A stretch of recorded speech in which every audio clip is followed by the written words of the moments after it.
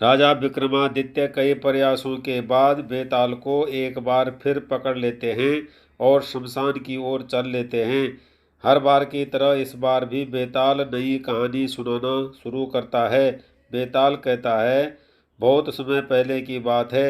एक राज्य पर मांडलिक नामक राजा का शासन था। उसकी एक सुंदर पत्नी और लड़की थी।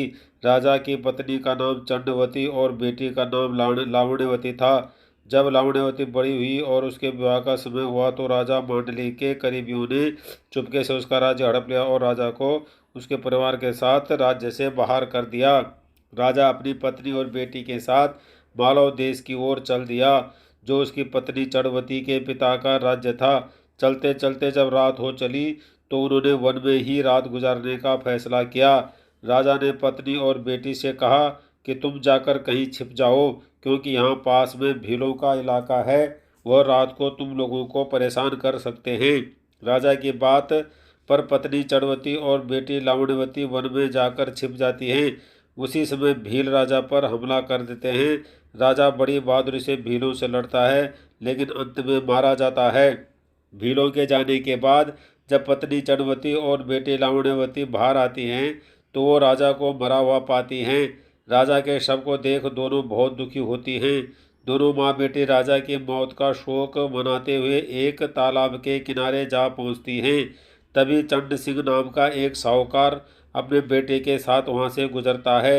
उसे रास्ते में दो महिलाओं के पैरों के निशान दिखाई देते हैं। यह देखकर साहूकार ने अपने बेटे से कहा, अगर ये स्त्रियाँ मिल जाएं तो जिससे चाहो तुम शादी कर लेना। पिता की यह बात सुनकर बेटा कहता है, पिताजी छोटे पैर वाली उम्र में भी कम होगी, इसलिए मैं छोटे पैर वाली से ही शादी करूँगा। आप बड़े पैर वाले से शादी कर लेना। साहूकार की शादी करने की इच्छा नहीं थी, लेकिन बेटे के बार बार जोर देने पर वह राजी हो जाता है। वो दोनों उत्सुकता से उन पैरों के निशान वाली महिलाओं को ढूंढने में जुट जाते हैं। दोनों जब स्त्रियों को ढूंढते ढूंढते तालाब के पास पहुंचते हैं तो उन्हें वो सुंदर स्त्रियां दिखाई देती हैं। साहूकार आगे बढ़कर स्त्रियों से उनका परिचय पूछता है तो रानी चंडवती सारी आप बीती साहूकार को बता देती हैं।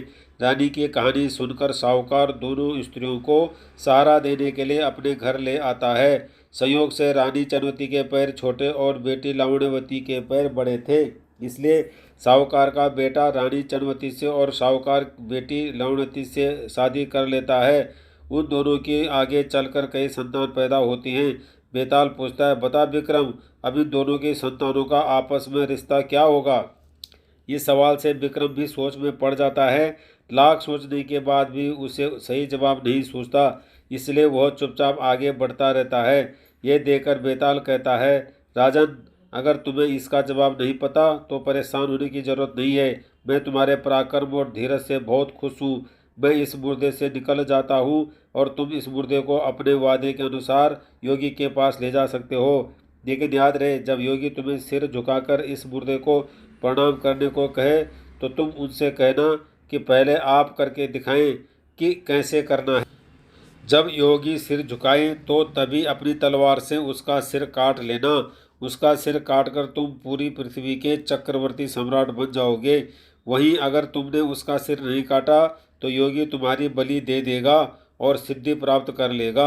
इतना कहते ही बेताल ने मुर्दे का शरीर छोड़ दिया और राजा विक्रम मुर्दे का शरीर लेकर योगी के पास पहुंच जाते हैं। इसी प्रकार रिश्ता क्या हुआ विक्रम और बेताल की एक अद्भुत कथा समाप्त होती है। कहानी से सीख, बिना तथ्य को जाने किसी भी फैसले को नहीं लेना चाहिए, इससे आगे चलकर परेशानी हो सकती है।